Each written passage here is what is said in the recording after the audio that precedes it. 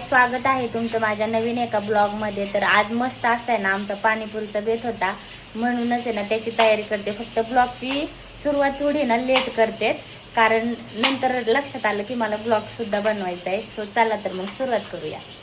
बघा, ही माझी भावाची बायको आली होती, मग तिचाच हा प्लॅन होता म्हणून तो आज सक्सेसफुल बनवते। खूप दिवसापासून चाललेलं ते बनवायची फायनली आज योग आला।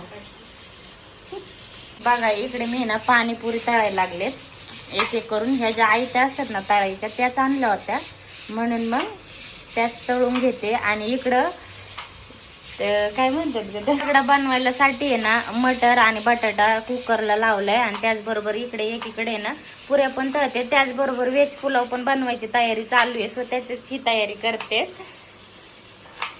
तर बघा असं सगळं बेत आहे आज।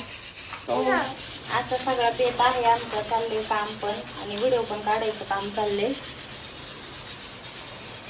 आणि इतके छान असं फुगतात ना या पाणीपुऱ्या, असं टम्म असं त्या बघून दुकानातल्या पण नाही असं फुगायला लागलं। तर इतके जास्त पाणीपुऱ्या फुलल्यात ना ह्या, ओ माय गॉड। खरंच बघूया टेस्ट कशी असणार आहे याची। टेस्ट कशी रे? मस्त आहे का खरंच? आता आहे ना मुलांना मी छान अशी पाणीपुरी बनवून देते। मुलं बघा किती उत्सुकता बसल्यात पाणीपुरी खाण्यासाठी। ही तर पहिली बसलेली। हा, काय खायचंय? काय खायचंय? पाणीपुरी तुला? चला तर मग मी आता त्यांना ना बनवून देते पाणीपुरी। आता मी पाणीपुरी म्हणजे रगडा भरते, त्यानंतर आहे ना गोड पाणी। आता मुलांना खायचे म्हणून गोडच बनवून देणार आहे त्यांना। गोड पाणी, त्यानंतर शेव आणि कांदा दे बघ।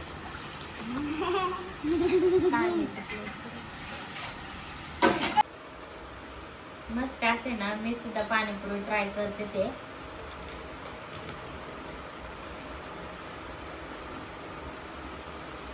मस्त झाले खरंच। खरंच आहे ना अप्रतिम झाले पाणीपुरी, आणि सिरियसली वाटलं पण नव्हतं एवढी छान होईल आणि सुंदर होईल। घरी बनवलीत पण मस्तच झालीत खरंच। तुला कशी वाटली पाणीपुरी? खूपच छान, तुम्ही पण ट्राय करा एकदा। मग येता का आमच्या हॉटेलमध्ये? ते सॉरी, पाणीपुरीच्या गाड्यामध्ये। आम्ही पाणीपुरीच्या गाड्या लवकरच टाकणार आहे, तर तुम्ही पण या खायला। खरंच छान झालीत का नुसतं म्हणतीत? सांग ना।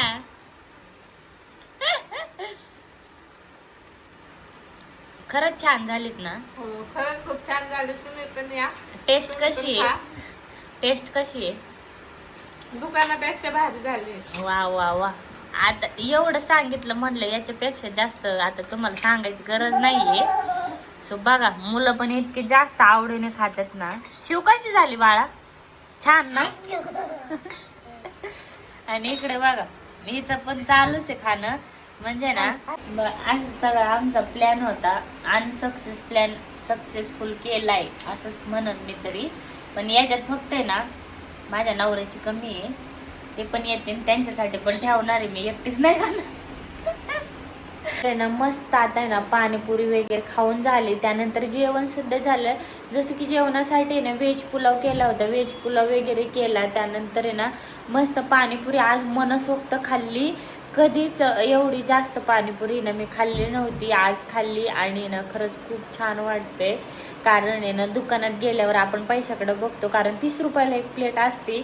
आणि ना असं वाटतं की बाद झाला, आता एक प्लेट खाल्ली ना बाद झालं, नको खायला। तसं आहे ना घरी केलं माणूस ना खरंच पोट भरून खाऊ शकतं। आज हे मला कळलं, म्हणून इथून पुढे आहे ना कधीच विकत पाणीपुरी नाही खाणार, घरीच बनवून खाणार, कारण पोट भरून खायची आणि मस्त खायची। खरंच एक अप्रतिम झाली होती। तुम्ही सुद्धा आहे ना घरी नक्की एकदा ट्राय करून बघा। मी ना पुऱ्या तळायला फक्त विकत आणलेलं, बाकी सगळं घरी बनवलेलं, एकदम मस्त झालेली।